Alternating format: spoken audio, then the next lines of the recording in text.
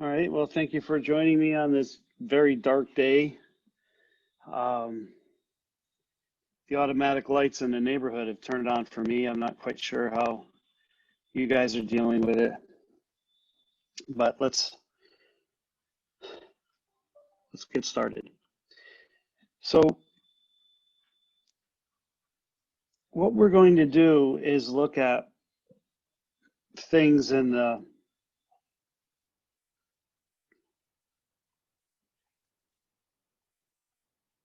frequency domain because it can actually be a lot easier to see what's going on than when we look in the time domain.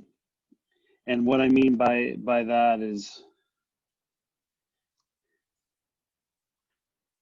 in time, right? You can have a step response of a low pass filter and something that looks like that. And if it's first order, it's relatively easy to make out. But if it's a higher order with complex roots and things like that, this would be module 6. Okay. So what we're going to do is we're going to look at things in the frequency domain, right? And this comes from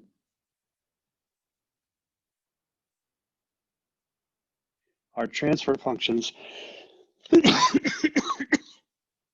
Sorry, which are a function of S, right?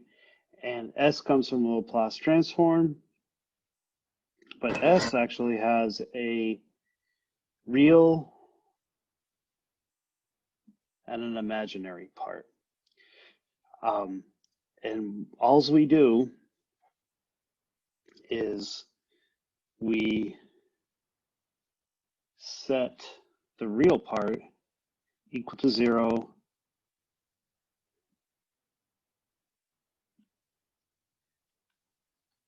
everything on x-axis is a sine wave, right, which has a frequency, an amplitude, and a phase. The other assumption is that sine wave exists for all time. All right.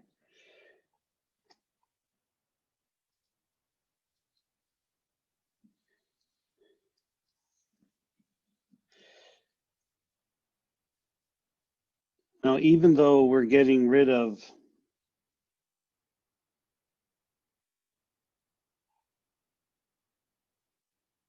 the real part,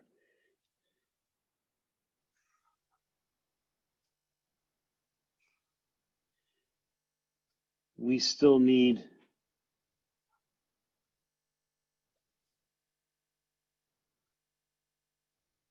kind of the full complex plane. Okay, and I'll get into that in a little bit later, but essentially,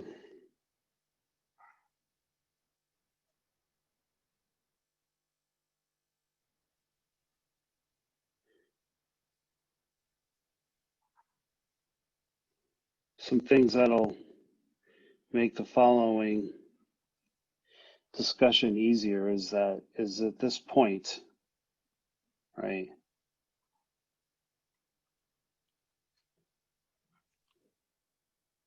is real to the positive direction, and then in this case, the y direction is the imaginary.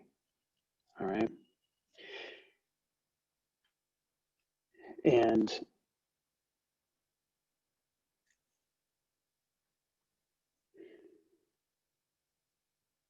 if we want to add, let's just say if A equaled 1 plus J,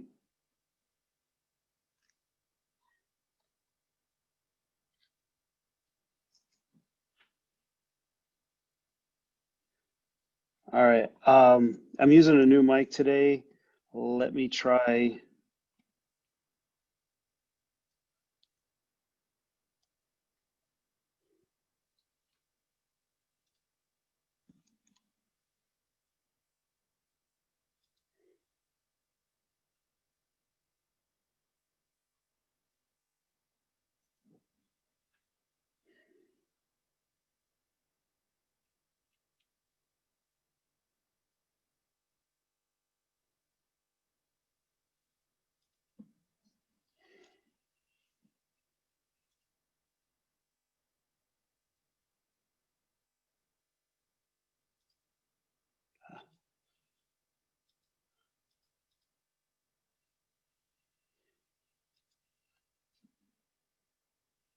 Actually, I'm just going to turn off my fancy.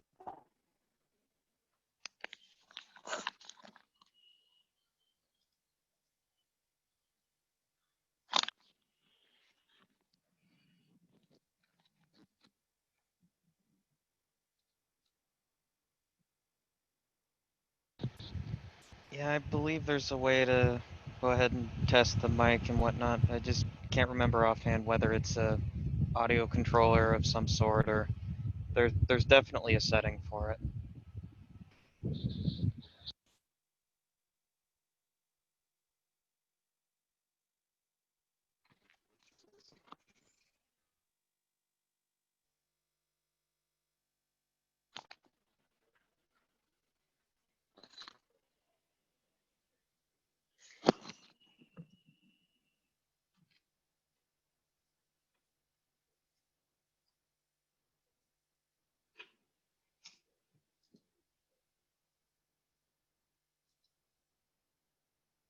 Another place you can do it is if you right click on the volume controls in the bottom taskbar.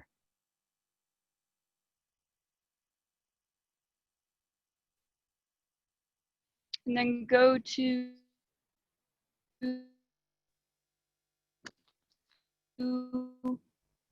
sounds or with the microphone on it.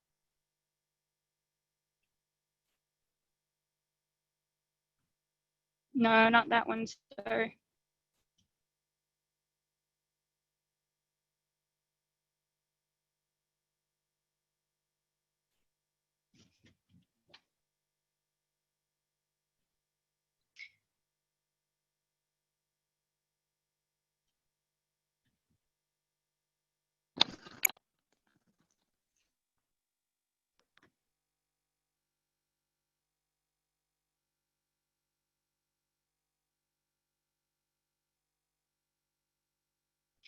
There is technically a recording tab on the sound, but I don't think that's what you're looking for if you're trying to change your microphone. All right. Can you hear me now? Yes. All right. I don't know. Those speakers are hard to turn off, I guess. I'm really apologize about that. When I tested it myself before class, it seemed to work. All right. So we're going to end up,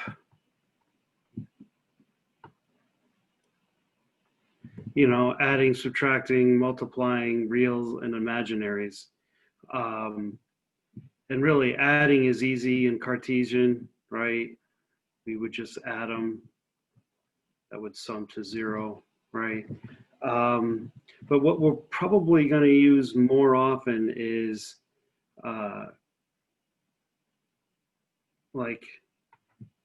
multiplying and dividing, right? And so that is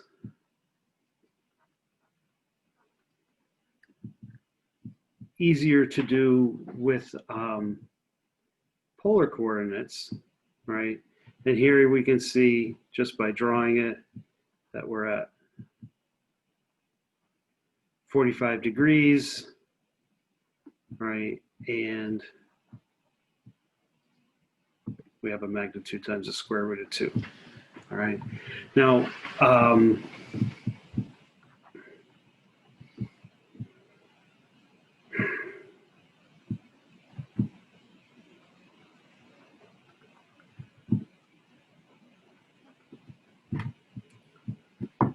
what's good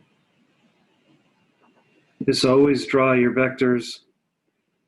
So in this case, I'm over 2,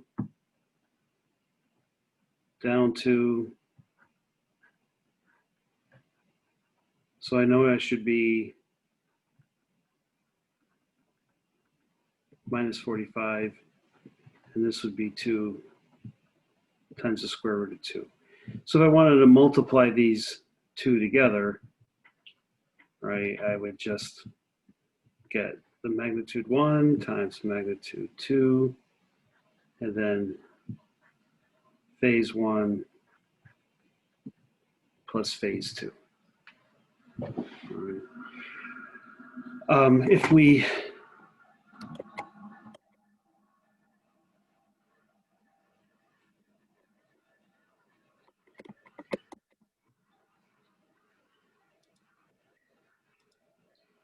come back to the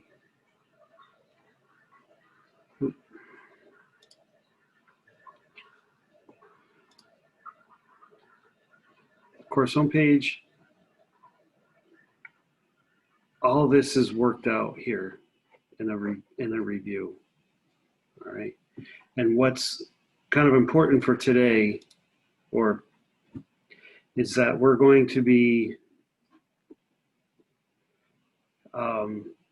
actually we're going to kind of be simplifying things to where everything will be, it'll be all real, right? With like some kind of zero phase, right? Or it'll be the real part equals the imaginary part. And I'll just put the absolute value.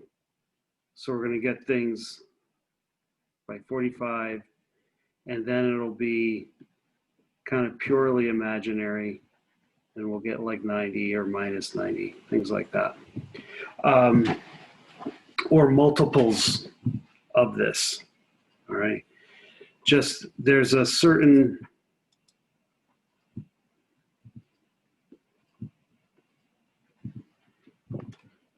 trick, right? Is that if I have J times J, right? So that should be equal to minus 1, right?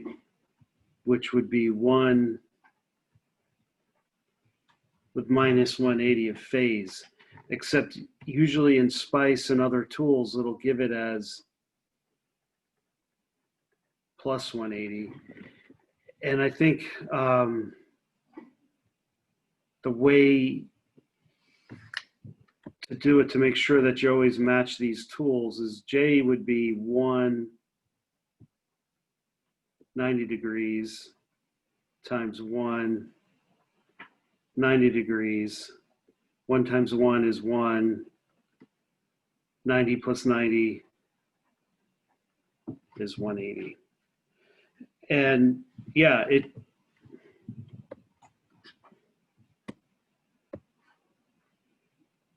right, it shouldn't matter whether my, if my vector is pointing this way, was it 180 to get that way or minus 180 to get that way? But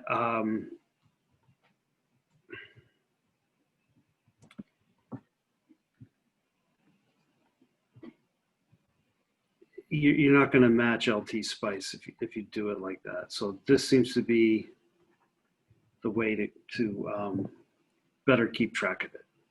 All right.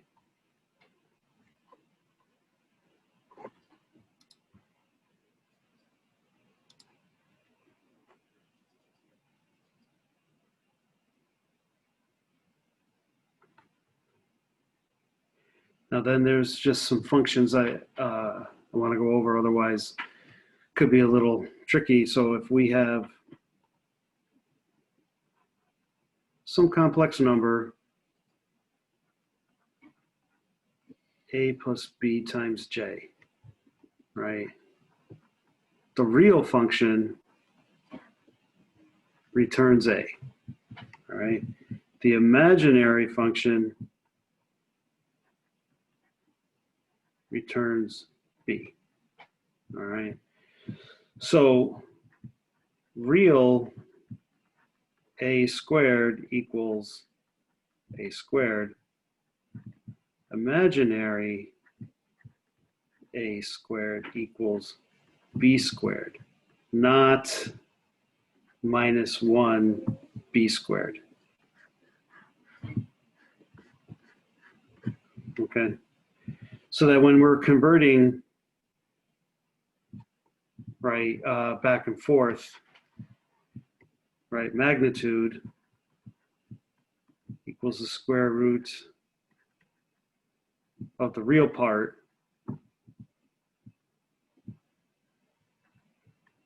squared plus the imaginary part squared, and the phase equals arctan of the imaginary part divided by the real part. And that's how we can go back and forth.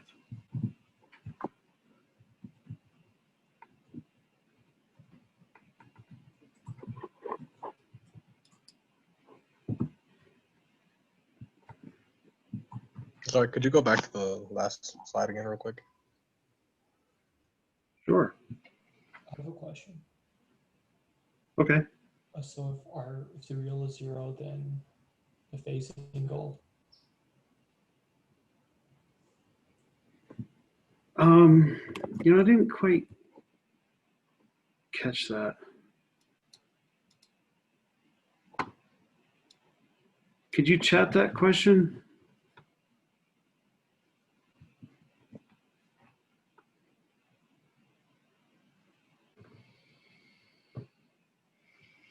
Oh, okay.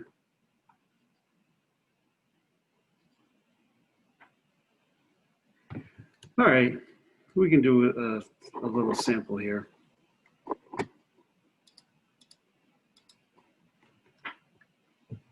Well,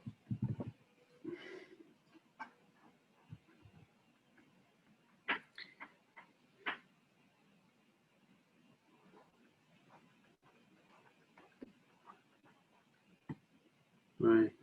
So this in polar becomes B at 90. All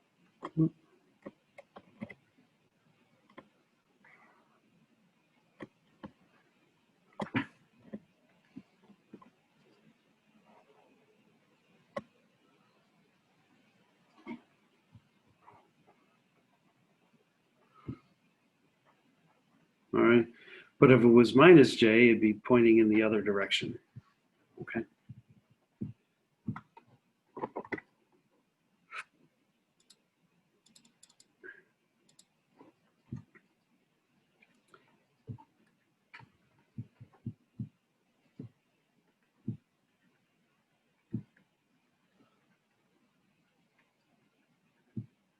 So we need to talk about poles and zeros. And we have our transfer function, right? And we're going to break it up into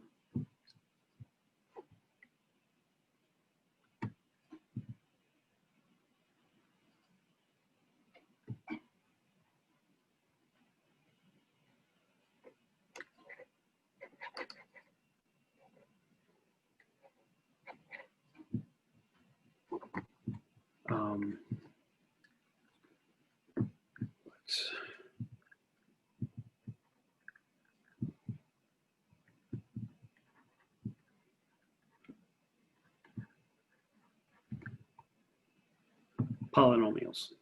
All right. Now, and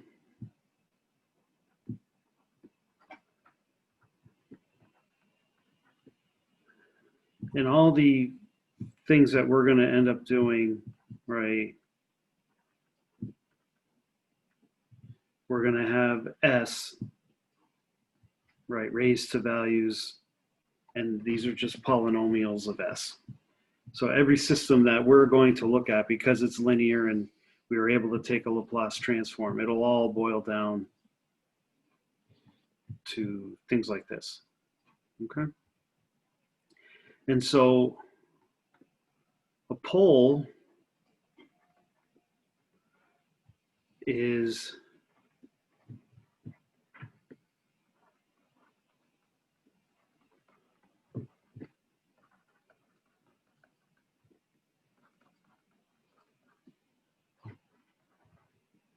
that makes the transfer function go to infinity, right?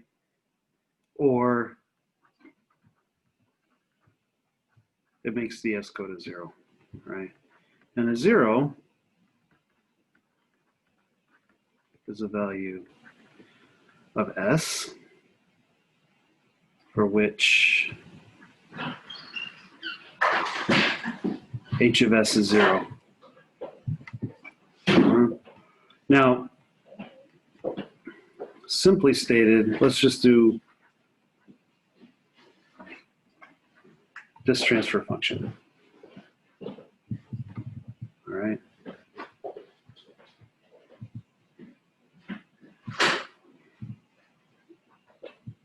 The numerator can never be 0, so there's no zeros. And what makes this go to 0, thus the whole transfer function go to infinity, is when s equals -1. All right. And identifying these poles and zeros will help us determine how to do our Bode plots, right? Which is module 6. Okay.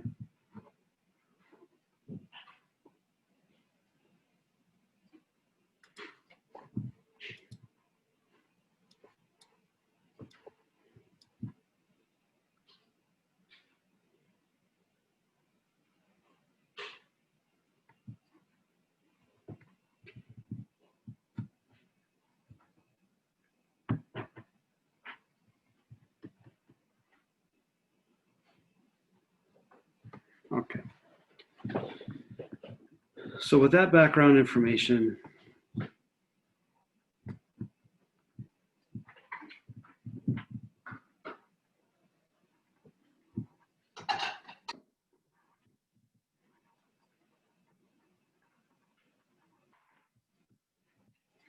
we're going to learn, we're going to do the frequency response, right? And the one we're going to do is the Bode plot. All right. And what that really is, you take the transfer function, right? For example, right? Now, where would that come from? Let's do an example.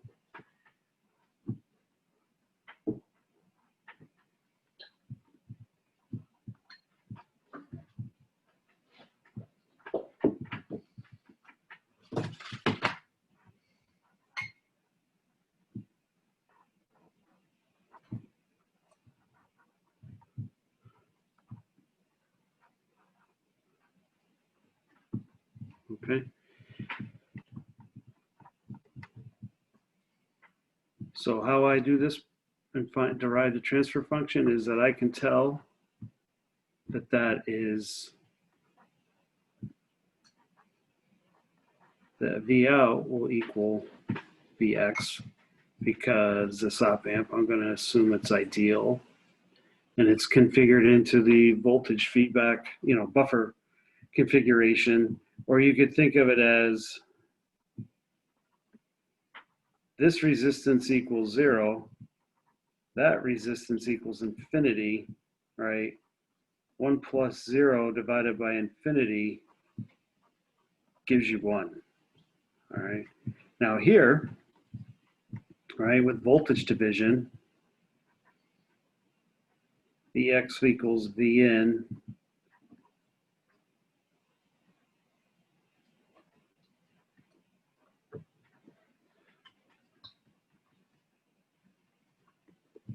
(100K times 10U equals 1). And we get our transfer function. And so with the power with the Laplace transform isn't that you start in the time domain, is that you actually start in the S-plane and then do your derivations just like these were resistances, right? Except we call them impedances. right? Now, we can multiply by S, 1 over S for the step function, 1 over S squared for the ramp, you know, whatever we want, all right? So I want to know how this is going to respond in frequency, all right? And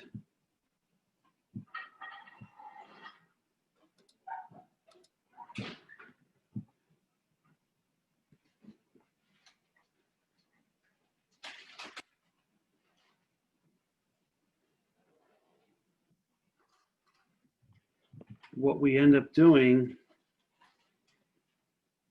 is, right, that's j omega, right? And we have, this will have a real part and an imaginary part, but we don't plot that, the real and the imaginary part. We plot magnitude and phase, because if we have two items that can describe the system response at any frequency, well, then we need two things, all right? And what that is we take the magnitude of the numerator and we take the magnitude of the denominator, right? And then phase of the numerator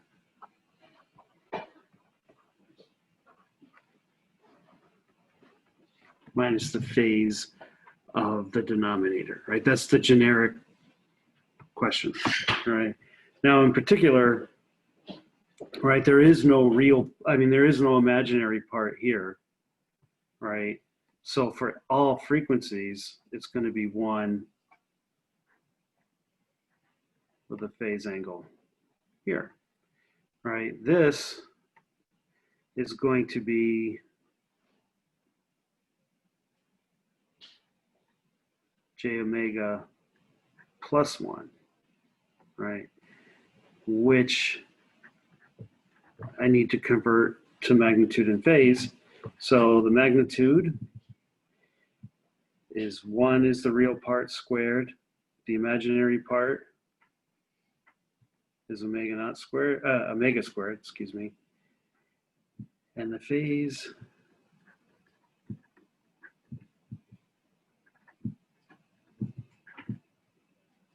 all right. Now, you just start sweeping omega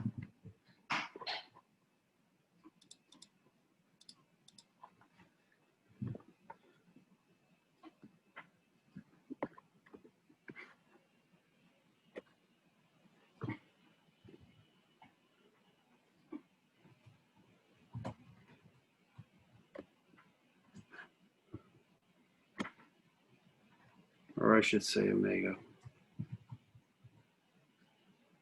Okay. And these omegas, right, it's all just sine omega t. So that's what, that frequency, what can only be a pure frequency? Well, a sine wave or a cosine wave, or one of them delayed with a phase.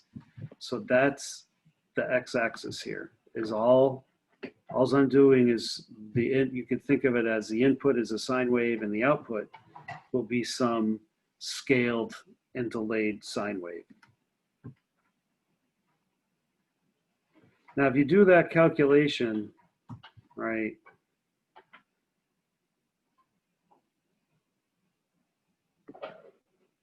oops.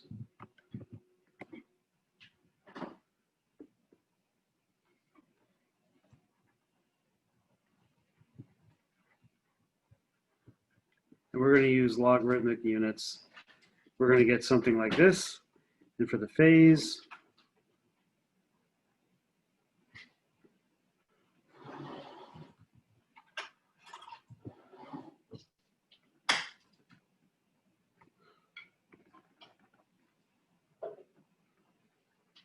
okay?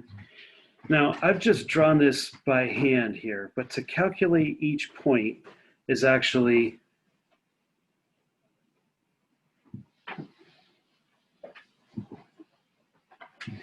all right. So this, let's just be clear, right? This is the frequency response. So the x-axis is going to be omega, just because it's easier to hand draw, right? But what's going on is that in time, I have a sine wave at omega going into the system, right? But this omega is this omega here, all right? And it's like a phasor, right? Where I have a magnitude, right? I have a phase, but what's not shown is, all right, so in phasors, you're just told that the frequency is something, right? And you just plot that one thing, this magnitude and that phase. Well, this magnitude and that phase is for a swept omega, which isn't, and it's done logarithmically as well.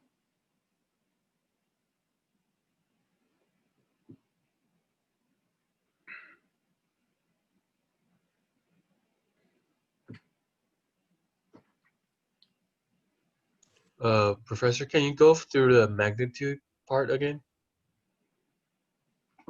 Well, this is just a broad overview, right, of what we're doing. Now I'm going to get into examples, okay? But what, or what did you mean for magnitude? Like the definition or?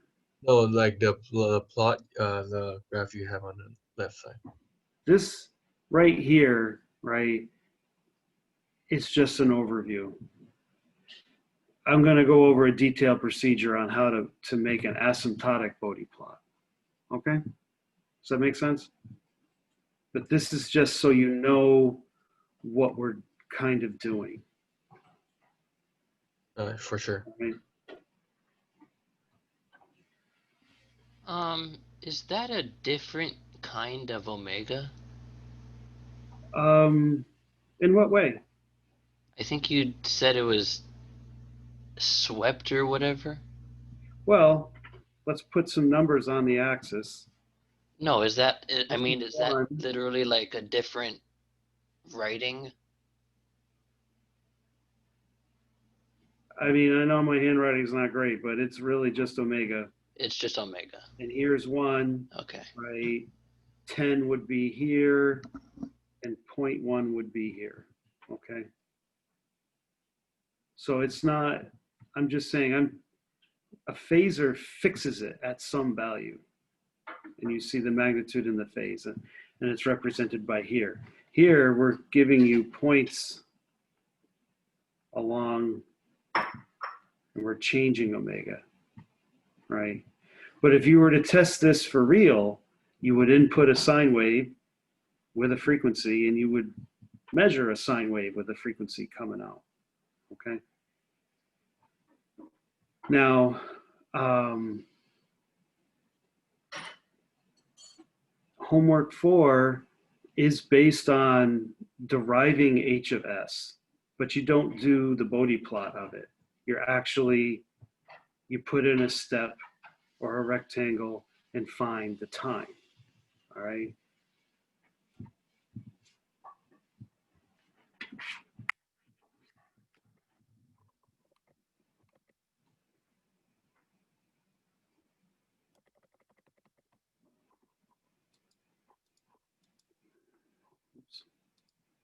All right, so if I were to derive this, right, I would get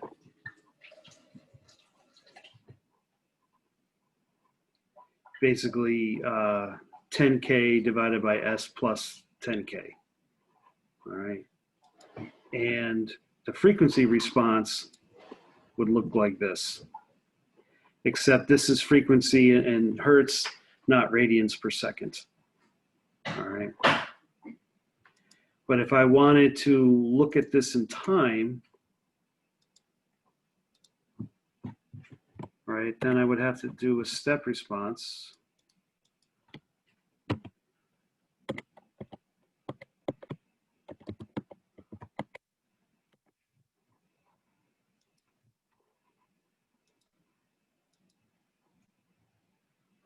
Let's see.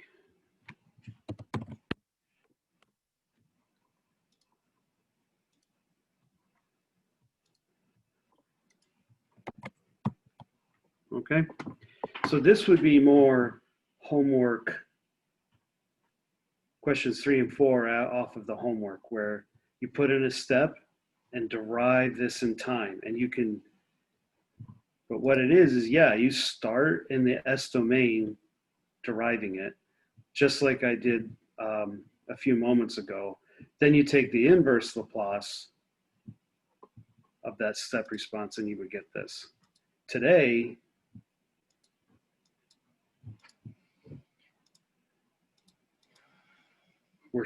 we're beginning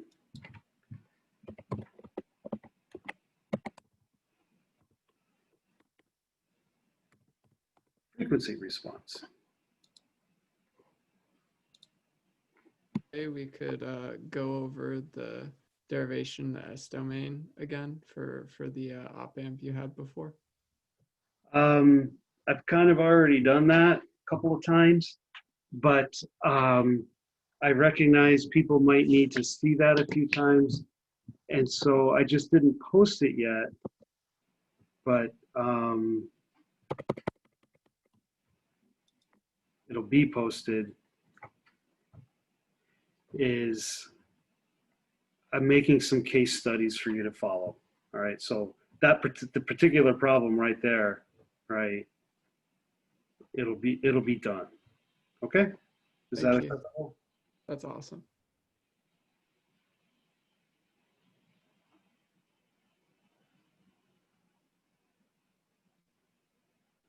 Okay. We have 2 days to go over Bode plots. All right. You know, a lot of those questions, though, if you look at the modules, I think you could tell what's coming, right?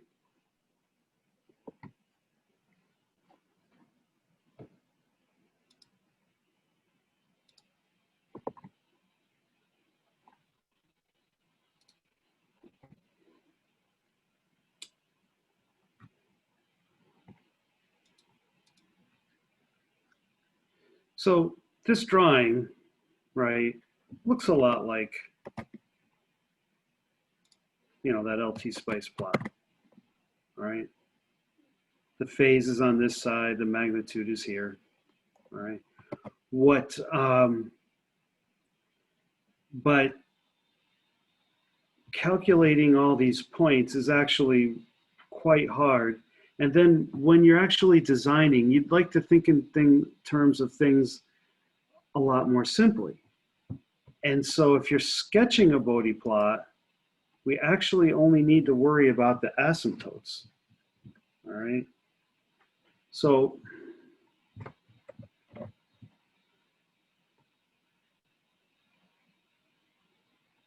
in this example, all right, we identify, oh, there's a pole here, right, at -1, but really we just have to worry about the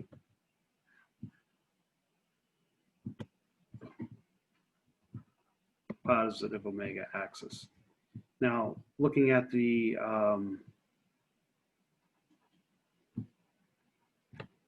numerator, right, that's just 1, and that's really just 1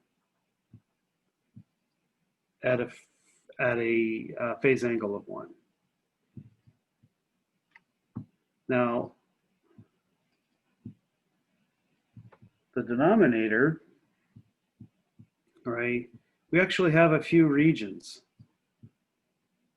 that we're going to do, and we we have when omega, or we could even say the absolute value of omega, is a lot less than 1,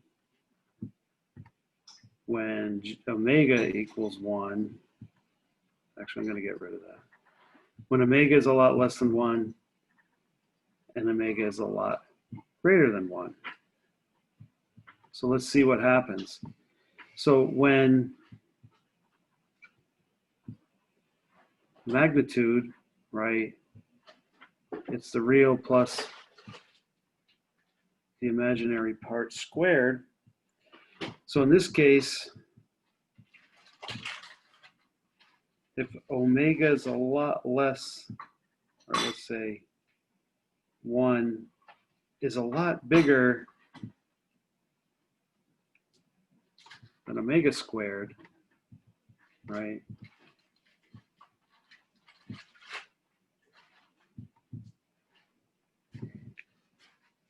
Right, we really just have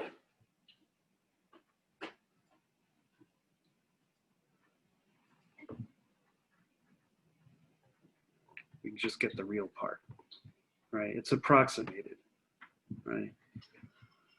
Over here, right, we have the real squared plus the imaginary squared, but omega is a lot bigger than 1, right? Well, then this term is small compared to that, and we're left with the imaginary part, okay?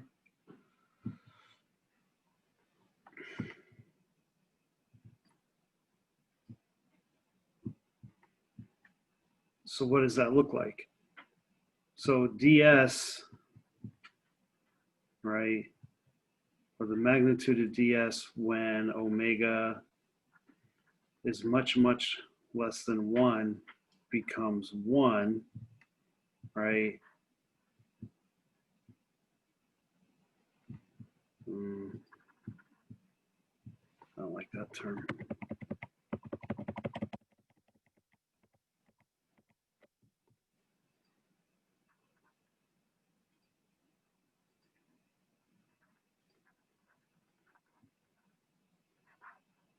That's the magnitude, right? When omega is a lot less than 1, this just becomes 1, right? When omega is a lot bigger than 1, right?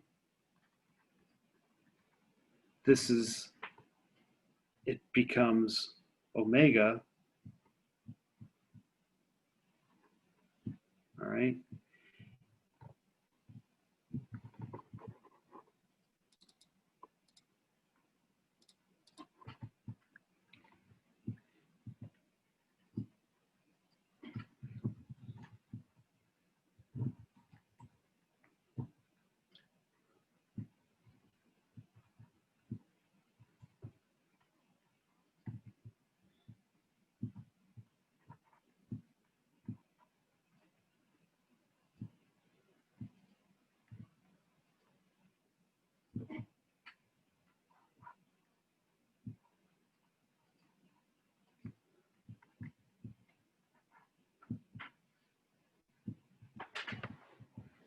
And so you need these points, right?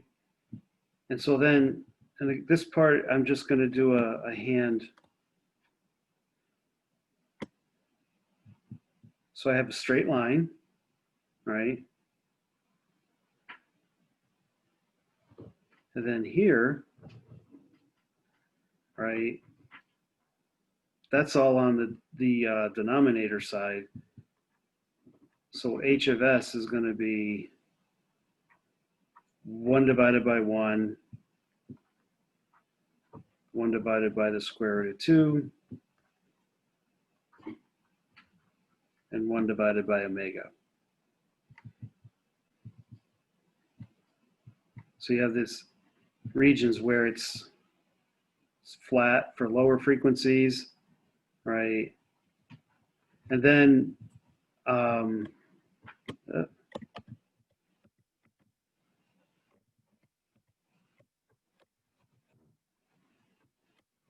we're going to have a straight line, even though it's 1 over omega. When we do this on a log plot, okay, it becomes, and the x-axis is log of omega, we get this kind of thing, all right? And then with the phase, so this is like the magnitude, and I haven't taken 20 log of it, right? And then the phase, well, that's 0 minus 0.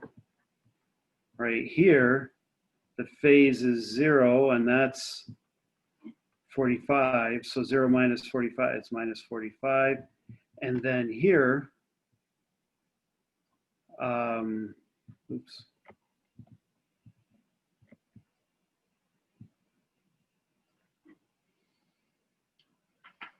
That's 1 minus 90. Because there's no real part here. The phase is all imaginary, but it's, and when we invert that, it's minus 90. And so then you get these 3 regimes here. All right. Now,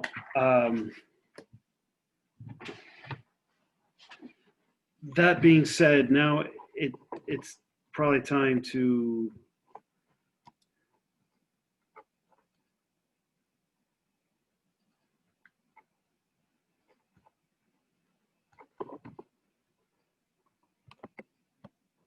get my notes.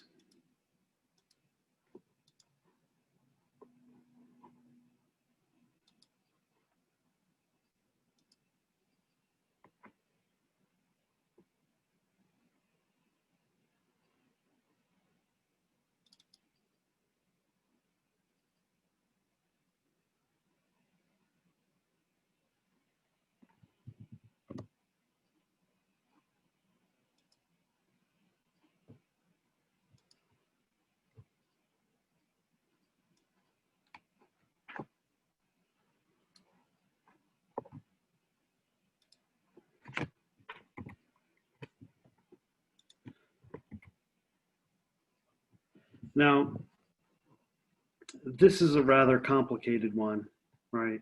And you just have to identify all the zeros, right? So there's a 0 at 0, there's a 0 at plus 1, and there's a 0 at minus 100. Here there's a pole at minus 1K, another one at minus 10K, and one at minus 100K. So that's where we would have to worry about plotting things. And like I said before, we're finding the frequency response, so we just set AS equal to J omega, right? And then we're going to find things in magnitude, and really we just take the numerator and the denominator and find the magnitude of each one, and then we find the phase of each one, right? And we plot on a log axis. So let's do a simple one where the transfer function is just S. And if we look at the inverse Laplace transform of that, that's actually a differentiator, all right? So let's just go through this example.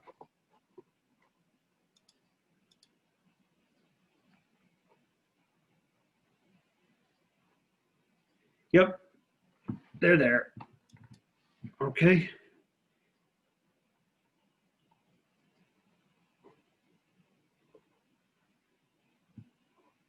So what's the real part of J omega? Nothing. What's the imaginary part squared? It's omega squared, right? And then in the denominator, right, what's the real of 1? 1. What's the real of the imaginary? There is none. So we just get 20 log omega, all right? And then the phase, right, same thing. Numerator, it's all imaginary, so it's 90. The denominator is all real, so it's 0. 90 minus 0 is 90. And what we get is a plot like this. It goes up 20 dB for every decade, all right? And then the phase is a constant 90. Now, I have put these links to the Python code. However, that's 2.7 code. So print statements don't work unless you modify them a little bit. But you probably don't, you know, if you want to play with it or explore it, you should be able to fix it without too much difficulty. All right. So this is like an asymptote of when there's only a 0, right? If I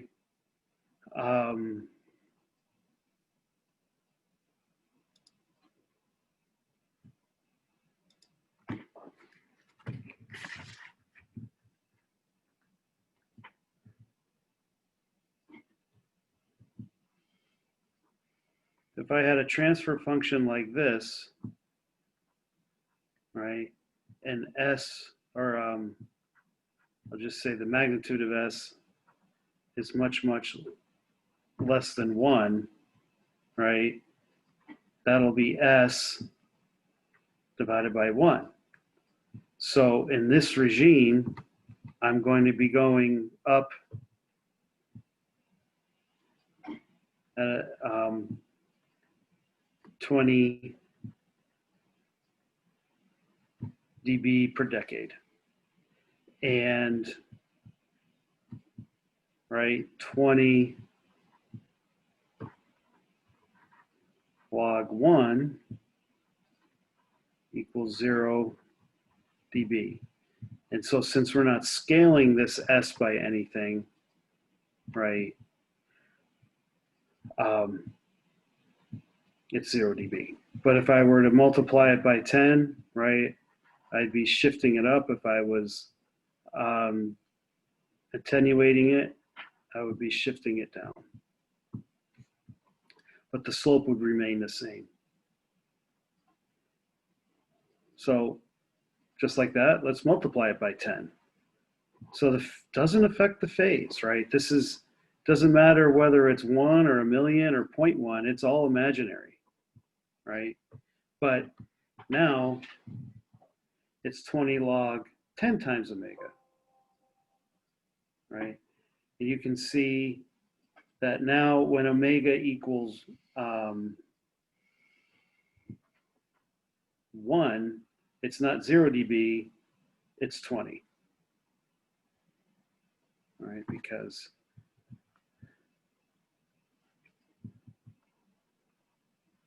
(20) log 10 times 1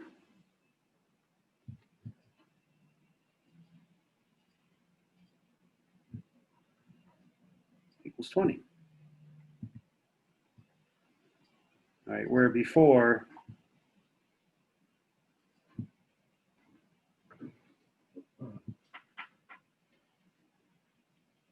at 0 d at omega equal to 1, we were at 0 dB, so we moved it up.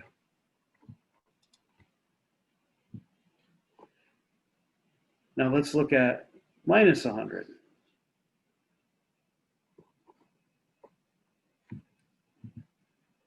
Well,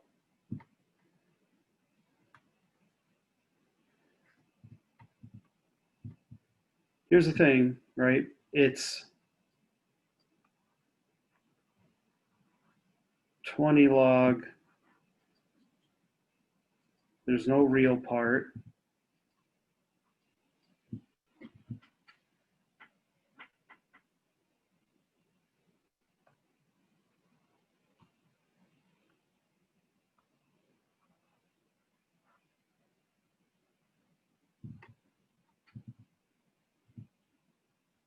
So it doesn't really matter whether it's, sorry, I can't get my minus sign in there. It doesn't matter if I've scaled it, right? Even if that's by -1, the square of that, and then taking the square root of that, we're effectively taking the absolute value. Where that minus sign comes out is now we're at minus 90 degrees instead of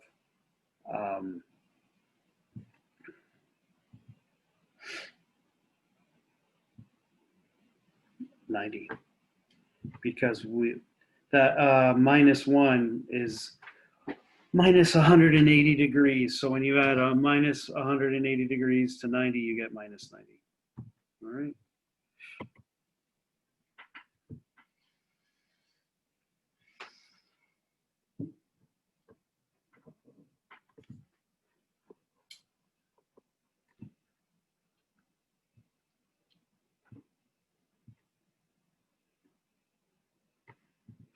Now we talked about this one a little bit before, is now I have 100 times s squared, right?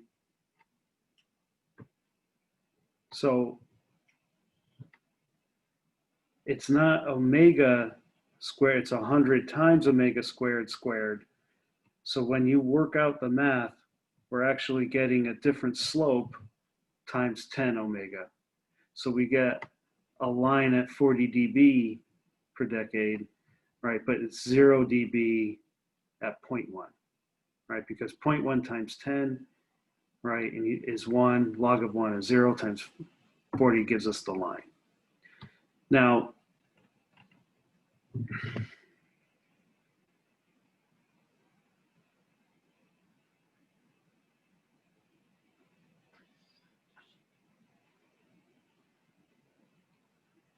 that's not right.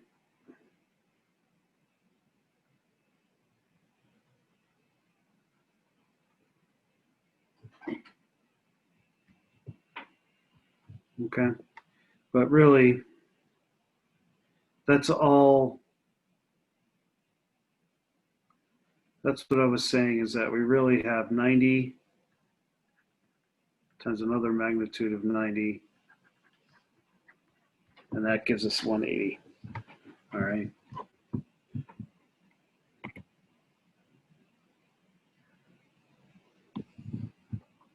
And we get a plot like that.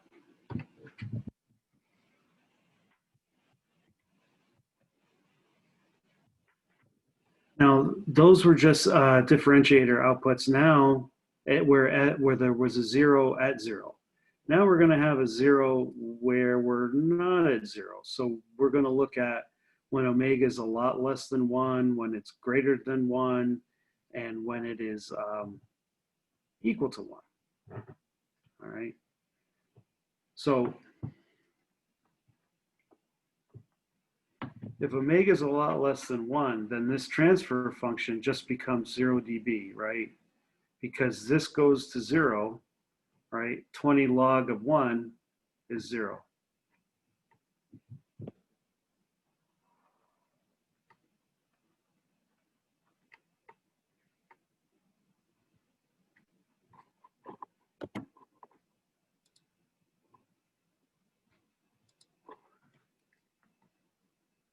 When it's equal to 1,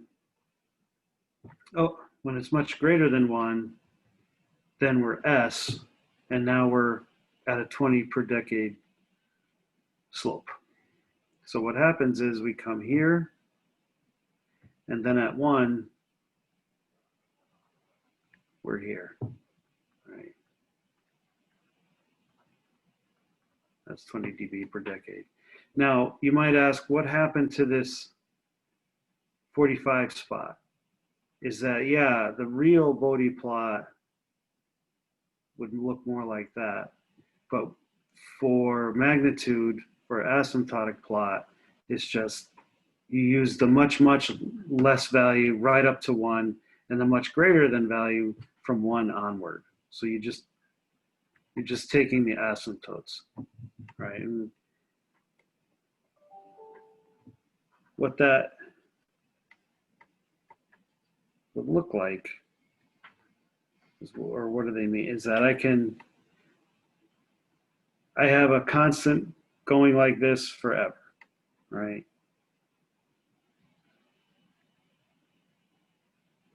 Then I have the straight part going like this. And then the total, or the correct curve, is that part, right? Now for the phase, you actually do the 3 spots.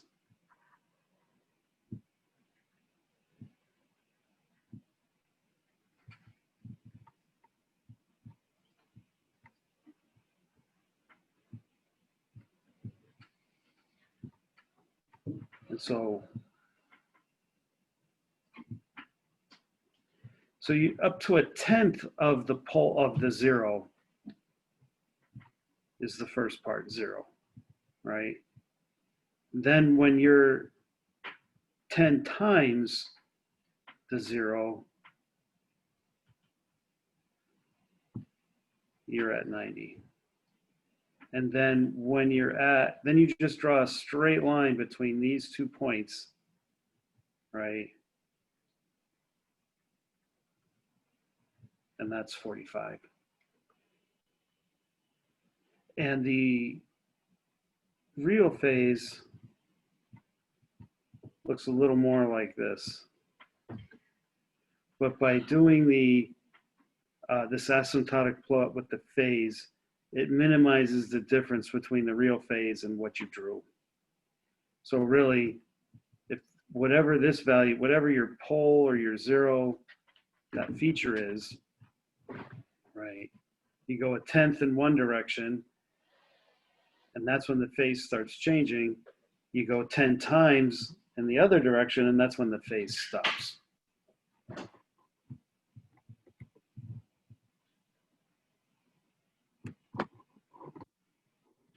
And so this blue line is what you might call the full calculated response. HS of 1 is when omega is a lot less than 1, and that's this red line, right? And then when it's equal to S, that's that green line, and the transition point is at 1, and you get this dashed thing that I did by hand. And then with the phase, right, the red line is when omega is a lot less than 1, although we're taking that to be 10 times less. The yellow is when we're a lot bigger, and then the green is when we're in between those 2 points. And you just connect this point to that point and pass it through when you're actually drawing it.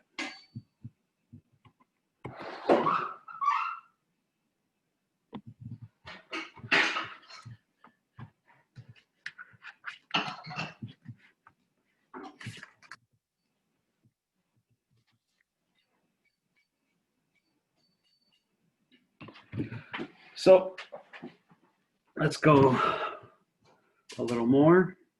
So now we're scaling all of this by 10, right?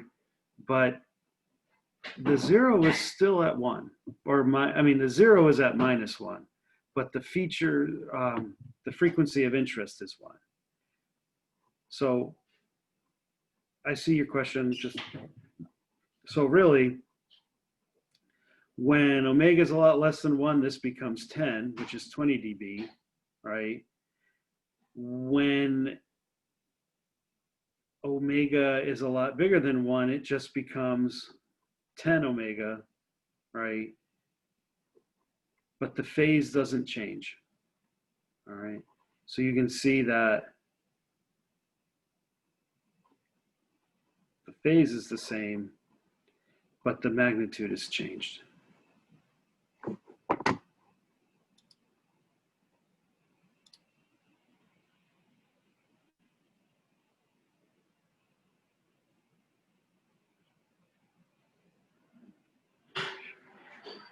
Right, so what I'm showing you is like the blue line, which is calculated from Python, right? The green line is one asymptote, the yellow is another, the red is another. But really this orange thing, right? That's what you would show on an exam. And wherever the pole or the 0 is, there's going to be a phase change. And it goes by tenths, right? You're at the pole or the 0, right? And you go 1/10 of that, and that's where it starts to rise. And you go 100 times that, and that's where it starts to flatten out. Okay, but yeah, these orange lines would be what you would show on an exam.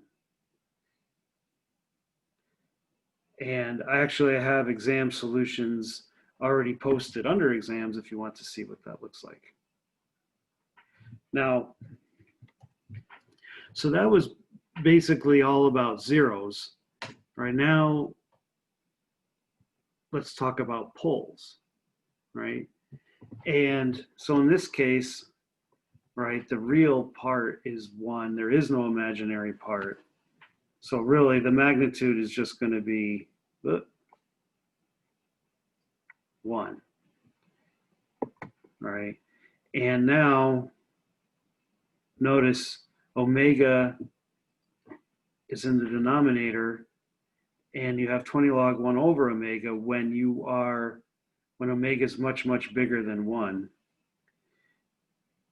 But we kind of manipulate that. So rather than 1 over omega, we do a slope of minus 20 log omega. So we get a line with a negative slope, all right? And then the phase, right, it's 0, 90, right? And then when we subtract it, it's minus 90. So that kind of gives us our limits.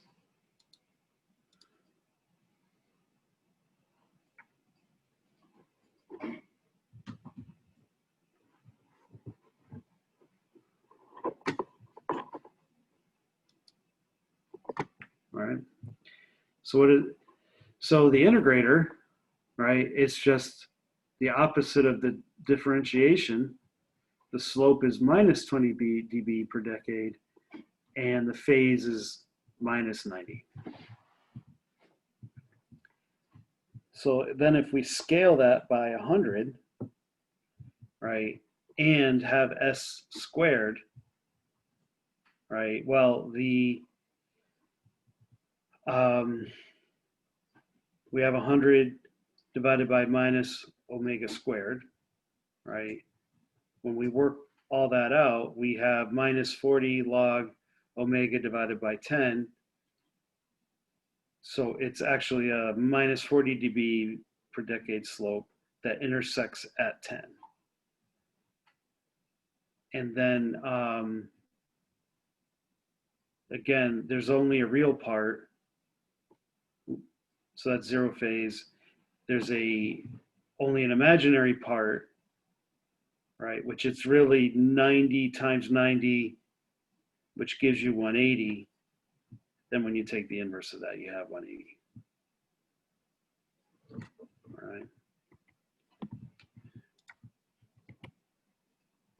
So now the slope is minus 40 dB per decade, and the phase in those regions are all minus 180. Because you could think of this as an asymptote, right? Sure, we're going to be doing things like, 100, maybe S plus 10 squared, right? So when S is a lot less than 10, right, we're going to get 100 divided by 100. When omega is a lot bigger than 10, we're going to have 100 divided by omega squared, right? So this would be one asymptote. We've already done constants where there's nothing changes in frequency, right? Where the magnitude is flat, right? And phase is 0, right? And now we're doing asymptote where we have 1 over omega, and the phase is constant in that regime, right? And then the magnitude is.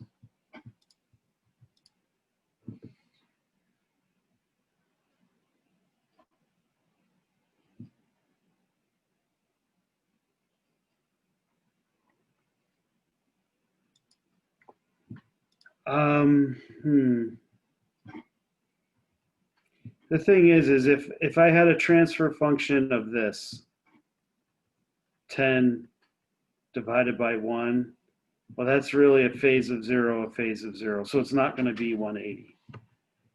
This, if I were to do the phase, right, I would have S squared would be omega 90 times omega 90, which then gives me omega squared 180. Where if I did it,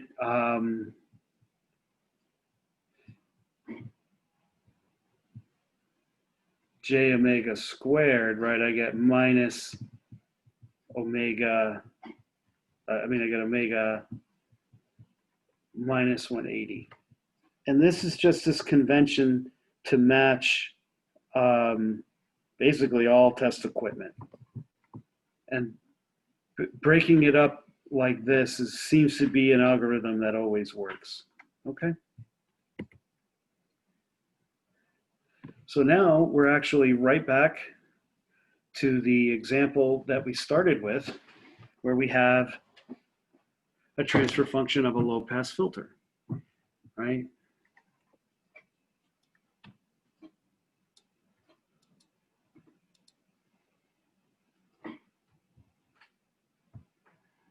Okay. So now we want to do the asymptotic Bode plot, right? Because the non-asymptotic Bode plot, or the calculated Bode plot, would look something like this, right? You see the curve here, the phase is curving, but we want the asymptotic plot. So for when the absolute value of S is a lot less than 1, we get 0 dB, and that's a straight line.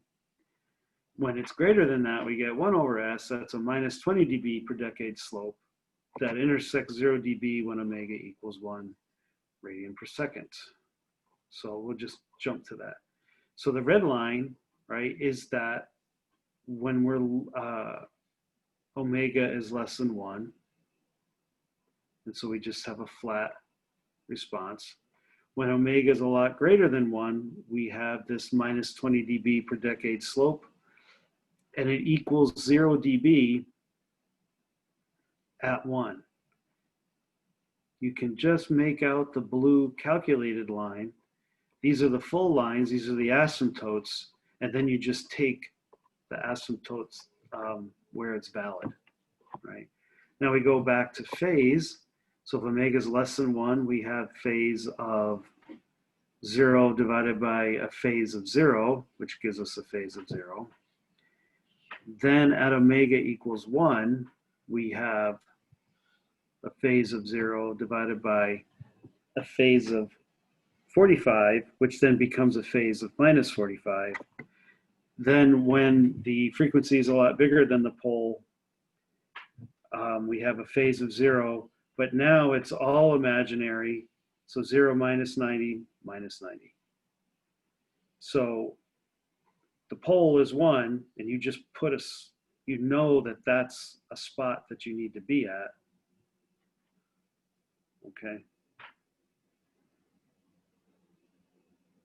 A tenth of that is here, and you know it's going to be 0 up to that point, and then you know it's going to be minus 90 after 100. Okay. I got better with the phase and plotting to have things go in multiples of 45, but not in this particular one.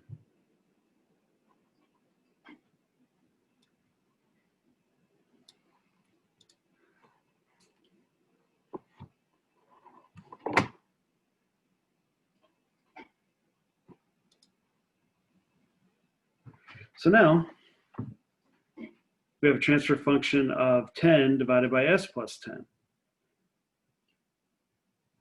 So now we know the pole is at minus 10, but 10 radians per second is going to be the important thing. So when you identify the pole, right, you know that you're going to have to put 10,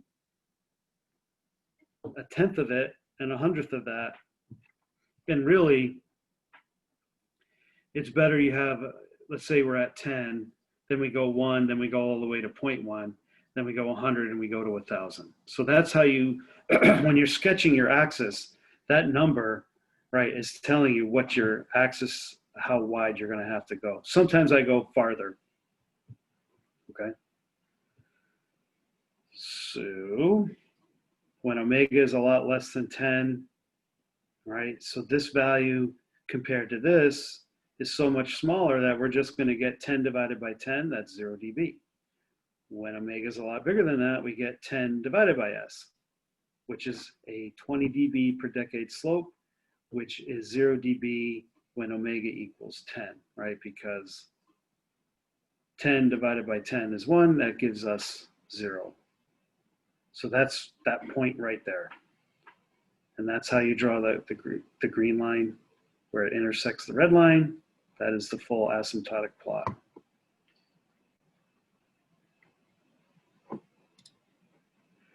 So for the phase, right, this part is important, but really this is always 0 phase. There's nothing going on here. So it's 0, minus 45, minus 90, except where it's happening is it's all around 10. So here's 10, here's a tenth of 10, here's 100 times 10, and there's the full plot. Now in this case, it's almost the same, but rather than 100 divided by 100, we have 1,000. So when omega is a lot less than 100, we actually have 1,000 divided by 100, which is 10, which turns into 20 dB, and that's a straight line, right? When we're a lot bigger than 100, we have 1,000 divided by s, which is a 20 dB per decade slope line. That's 0 dB when omega equals 1,000, right?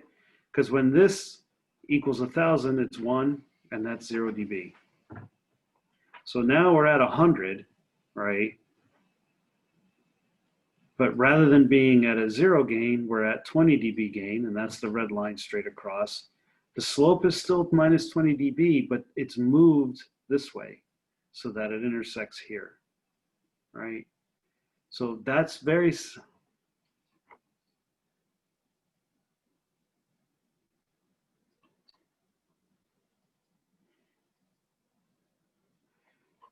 that's kind of like this example, except we have 2 poles at 0, right? But when we were, we had a pole and we multiplied it by 10, right, a 0, we're moving this line back and forth, okay? So that's really, right, this is when we have a 0 that's dominant. This is when we have a pole that's dominant. And when it's constant, right, it's just constant across, right? That's why I spent some time on that. Okay, but the 1,000 doesn't really change where the phase is going to be. It's still 100, it's 0 up to a tenth, and it's minus 90 past 100 times, or 10 times 100, right? And then you draw this straight line in between. And you can see that that straight line, it's overestimating it, it's under, it's right on top, it's over, or it's under, no, over and under. And that, like I said, if I was to analyze the error along that line, doing it like that minimizes that error. All right.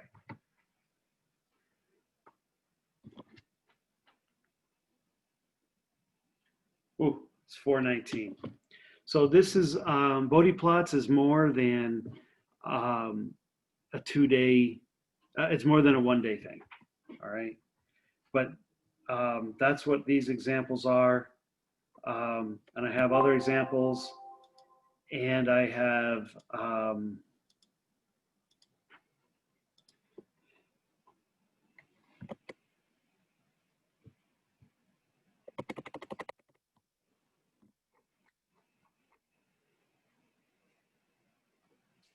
old homework assignments. Oh, no, I got to post that. Sorry. I don't have any case studies right there. But if you want to see what the exams will look like,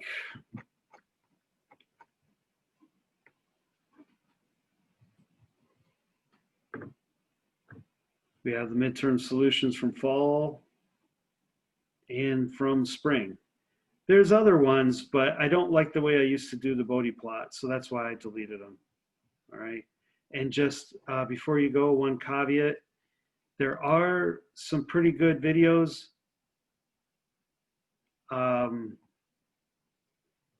But you have to be careful. So, there's one from Yukon that might make you think it's generic and you would do a certain thing that every way, but it doesn't work for every time. And the videos should be posted in the modules under video lecture when I'm done. Okay? Anyway, I know you got to go, so I'm going to let you go, and I'm going to stop recording and stop sharing. Okay? Take care. Bye.